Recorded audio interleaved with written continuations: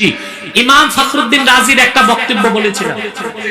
তিনি বলেছেন, ইন্না মারাতিবা আমালিল মুকাল্লাফি সালাসা, বান্দার আমলের তিনটা স্তর। প্রথম হচ্ছে ইজালাতু আকাইদিল ফাসিদাতি মিনাল কলব, ঈমান এনে শিরক কুফর বাতিল আকীদা দূর করে হৃদয়কে পবিত্র করা। দুই নাম্বার ইস্তিহদারু মা'রিফাতিল্লাহি আযজা ওয়া জাল্লা ফিল কলবে, ঈমান আনার পর সর্বাবস্থায় আল্লাহর পরিচয় অন্তরে লালন করতে হবে। সুবহানাল্লাহ, এটাই জিকিরের উদ্দেশ্য, এটাই জিকিরের আল্লাহর মারিফাত অন্তরে থাকতে হবে। সুবহানাল্লাহ বলবেন না? তিন নাম্বার হচ্ছে ওয়াল মুদাওয়াতু ফি খিদমাতিল্লাহ, আল্লাহর গোলামিতে সর্বক্ষণ নিয়োজিত থাকতে হবে। এটা হচ্ছে 5 ওয়াক্ত নামাজ। তিনটা কাজের কথা আল্লাহ একসাথে বলে দিলেন, কদ আফলাহা মান তাযাক্কা। পড়েন, কদ আফলাহা মান তাযাক্কা ওয়া যাকারা ইসমা রাব্বিহি ফাসাল্লা।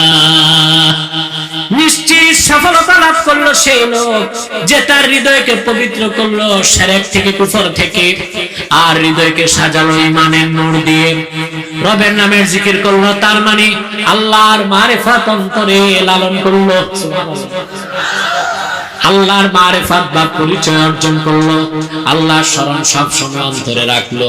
ফাসাল্লাহ, আল্লাহর গোলামিতে নিয়োজিত হলো। নামাজ পড়ার মাধ্যমে আল্লাহ পাক বলে দিয়েছেন এই বান্দাটা 100% সফল হয়ে গেছে। তাহলে 3 নাম্বার বিষয়টা নামাজ পড়তে হবে, ঠিক না? বেনামাজিকে আমরা কাফের বলতে পারি না। কথা বলেন। একজন ইমাম বেনামাজিকে কাফের বলছেন, আহমদ ইবনে হাম্বল রাহমাতুল্লাহ। উনিও তো কম বড় ইমাম না। কথা বলেন। হ্যাঁ, স্বপ্নে আমার আল্লাহকে আহমদ বিন হাম্বল 99 বার দেখেছেন, আর স্বপ্নে আমার আল্লাহকে আবু হানিফা 100 বার দেখেছেন, যেটা রাদ্দুল মুহতারে ইবনে আবিদিন শামী উল্লেখ করছেন। ইন্নাহু রাআ রাব্বাহু 100 মাররাতিন ফিল মানাম, আবু হানিফা স্বপ্নে আমার আল্লাহকে 100 বার দেখেছেন। সুবহান। আহমদ বিন হাম্বল বলেছেন, ইন্না তারিকাস সালাতি ইউকাফফার ওয়া ইউকতাল মুরতাদ্দা, যে বেনামাজি সে কাফের, আর তার মৃত্যুদণ্ড দিতে হবে কাফের হিসেবে। অর্থাৎ মৃত্যুদণ্ডের পর তার জানাজাও নাই, গোসলও নাই, কাফনও নাই। আমার এই আজকের বিশাল জনসভায় তাফসীর মাহফিলে যদি না বেনামাজি থাকো, কান পেতে শোনো।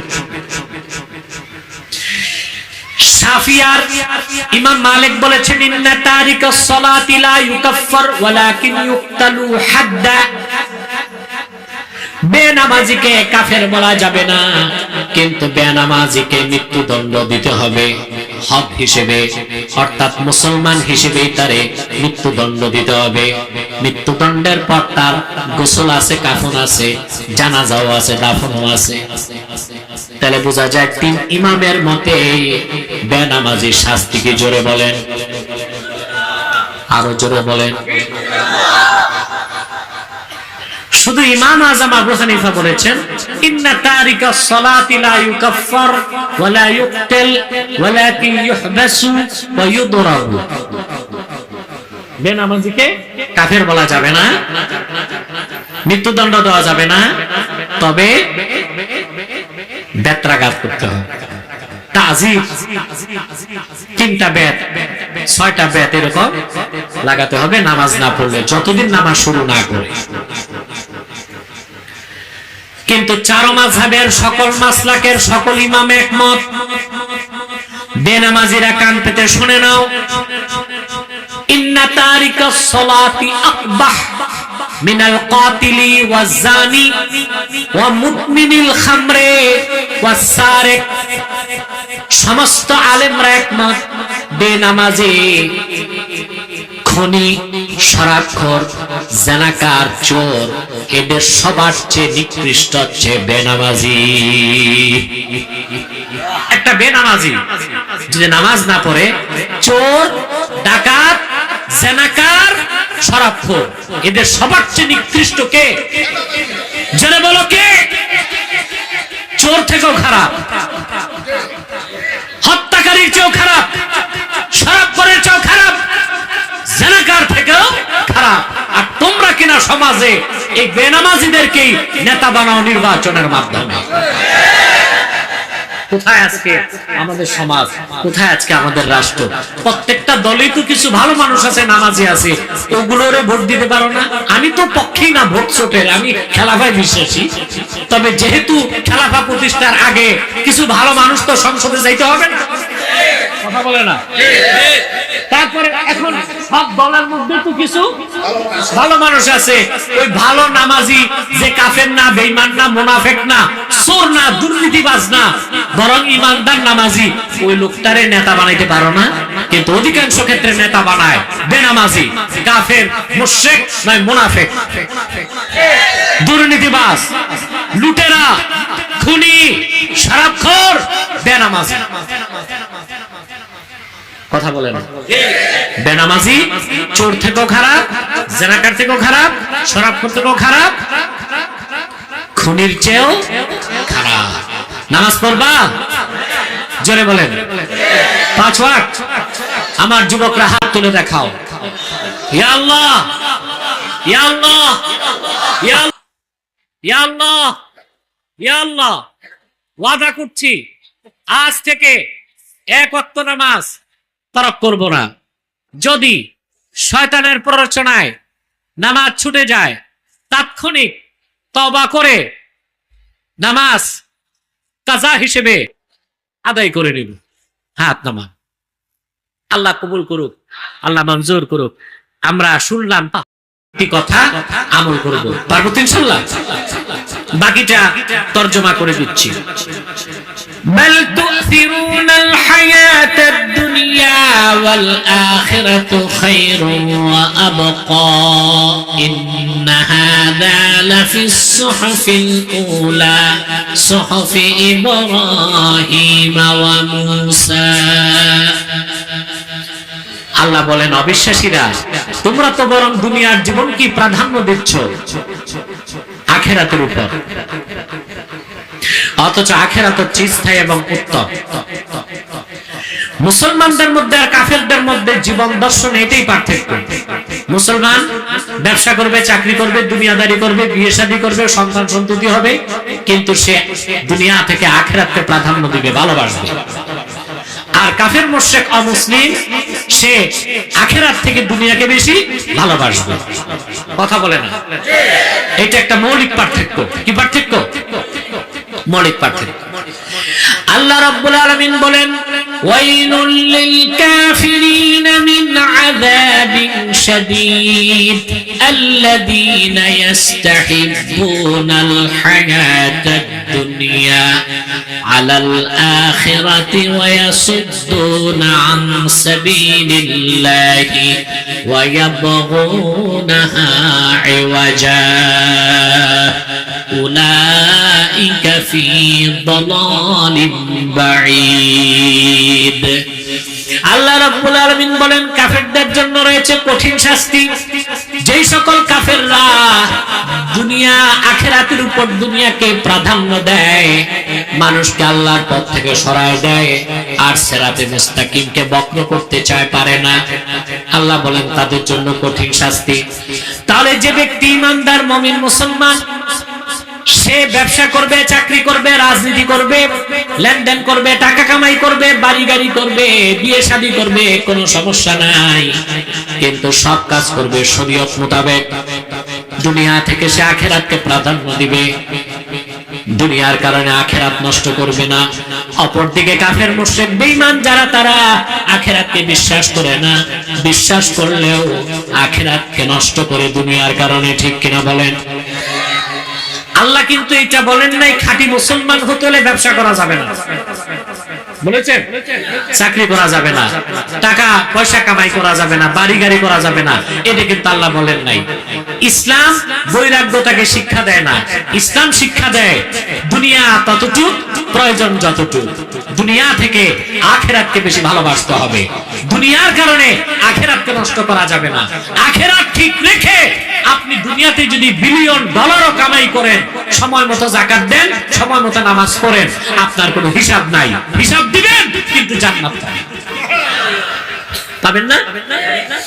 আল্লাহ রাব্বুল আলামিন বলেন, রিজালুন লা তুলহিহিম তিজারাতুন ওয়ালা বাইউন আন যিকরিল্লাহি ওয়া ইকামিস সালাতি ওয়া ইতাইজ যাকাতি ইয়াখাফুনা ইয়াওমান তাতাকাল্লাবু ফীহিল কুলুবু ওয়াল আবসার। আল্লাহ রাব্বুল আলামিন বলেন, আমার হাবিব মুহাম্মদ সাল্লাল্লাহু আলাইহি সাল্লামের উম্মতের মধ্যে এমনও কিছু মানুষ আছে চাকরি বাকরি, কৃষিকাজ, ব্যবসা বাণিজ্য, আল্লাহর জিকির থেকে, আল্লাহর স্মরণ থেকে তাদের অমনোযোগী করতে পারে না। তারা ব্যবসা করে, চাকরি করে, লেনদেন করে, ঘর বাড়ি বানায়, বিয়ে শাদী করে, সব করে, কিন্তু নামাজের সময় নামাজ আদায় করে, যাকাতের সময় যাকাত দিয়ে দেয়।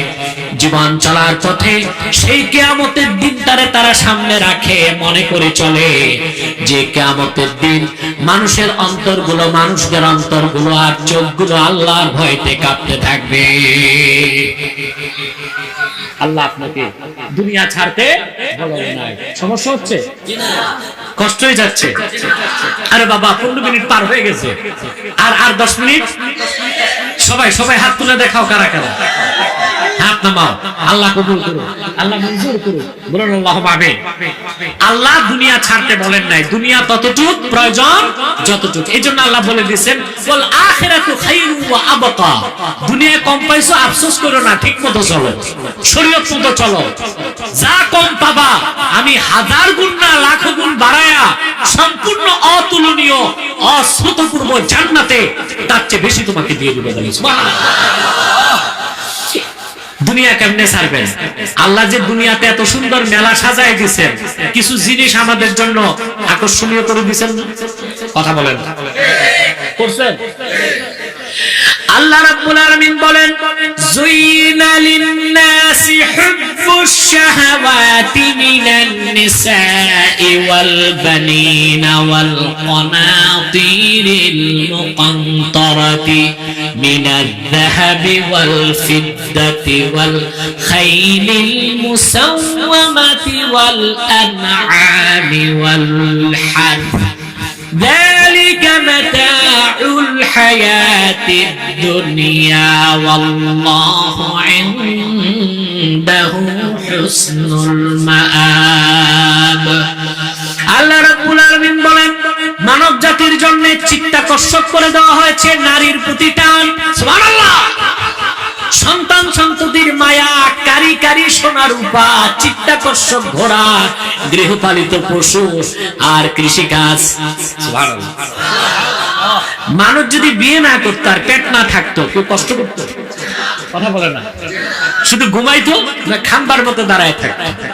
এই দুনিয়াটা যে সাজাই দিয়েছেন কিছু উপকরণ দিয়া, এর মধ্যে নারীর প্রতি আকর্ষণ, সন্তানদের প্রতি মায়া, সম্পদের প্রতি আকর্ষণ, গৃহপালিত পশু, চিত্তাকর্ষক ঘোড়া, কৃষিকাজ, এগুলোর মাধ্যমে আল্লাহ তাআলা এই পৃথিবীতে এত সুন্দর মেলা সাজাই দিয়েছেন। সুবহানাল্লাহ। শর্ত কি? নারীর প্রতি আকর্ষণ বৈধভাবে হতে হবে। কথা বলে না। বৈধভাবে নারীর প্রতি আকর্ষণ হচ্ছে বিয়ের পরে। বিয়ের আগে কোনো আকর্ষণ চলবে না। এখানেই তো পার্থক্য আমাদের মধ্যে আর কাফেরদের মধ্যে। বাংলাদেশে কিছু বক্তা বের হয়েছে এখন, মোটিভেশনাল স্পিচ কিছু বের হয়েছে, পড়া নাই, লেখা নাই, মাদ্রাসার বারান্দাও যায় না, এখন ওয়াজ করে। ধান্দা হচ্ছে ভাইরাল হওয়া। কি হয়? এসে যুবকদেরকে জিজ্ঞাসা করে, তোমরা কে কে হালাল প্রেম করবা? যুবকরা কয় আছি আমরা। ওরা তো এমনি নাচে, আবার সুরসুরি। এগুলো কি ওয়াজ না আওয়াজ? ইউটিউবে ছড়ায় আর বক্তা দ্রুত ভাইরাল হয়, আজে বাজে কথা বলে। এরপর এরা কিছুদিন পর বলবে কে কে হালাল মদ খাইবা, নজরুল্লাহ বলে। নারীর প্রতি আকর্ষণ ইসলাম সমর্থন করে বিয়ের পরে। বিয়ে করো, একটা পারলে দুইটা, পারলে তিনটা, লাগলে তিনটা এবং চারটা। সুবহানাল্লাহ। فانكحوا ما طاب لكم من النساء مثنى وثلاث ورباع وإن خفتم ألا تعدلوا فواحدة। আল্লাহ বলেছেন তোমরা তোমাদের পছন্দের নারীদেরকে বিয়ে করো, দুইটা, তিনটা, পারলে লাগলে চারটা। আমাদের দেশে মানুষের একটা ভুল মাসালা বলে জেনে আসছে যে চার বিয়ে করা সুন্নত, এটা কোনো কিতাবে নাই। চার বিয়ে করা সুন্নত কোনো কিতাবে। ইসলাম একাধিক বিয়েকে হুকুম করে নাই, অনুমোদন দিচ্ছে। বিয়ে কয়টা? দুইটা, লাগলে পারলে তিনটা, লাগলে পারলে চারটা। আল্লাহ বলেছেন যদি ওয়া ইন খিফতুম আল্লা তা'দিলু ফাওয়াহিদা, যদি তুমি জাস্টিস ন্যায় বিচার করতে পারবা না আশঙ্কা থাকে তাহলে একটা। সুবহানাল্লাহ। তাহলে কয়টা? এখন নারীর প্রতি আকর্ষণ বৈধভাবে আপনি করতে পারবেন, সন্তানদেরকে আপনি মহব্বত করতে পারবেন, কিন্তু সন্তান একদিক, আল্লাহ দিন একদিক। তখন সন্তান থেকে দিনকে বেশি ভালোবাসতে হবে। সোনা রূপা জমান না আপনি, সমস্যা নাই, যাকাত দিয়ে দিবেন, সদকা করে দিবেন, কামাইটা হালাল করতে হবে, কোনো সমস্যা নাই। এভাবে আপনি দুনিয়াকে গ্রহণ করতে পারবেন। আল্লাহ দুনিয়া ছেড়ে দিতে বলেন নাই, কিন্তু অবশ্যই আপনাকে প্রাধান্য দিতে হবে আখিরাতকে বলেন। সুবহানাল্লাহ। আমার ভাইরা, যে সবকটা দিয়ে আমি আজকের তাফসীর সমাপ্ত করতে যাচ্ছি, একজন ইমানদার মুমিন সে হচ্ছে পরজাগতিক, আর একটা বেঈমান বা কাফের সে হচ্ছে ইহজাগতিক। মুমিন যা করে আখিরাতের জন্য, কাফের যা করে দুনিয়ার জন্য। এখন একটু রাজনৈতিক কথা বলতে হয়, বলবো?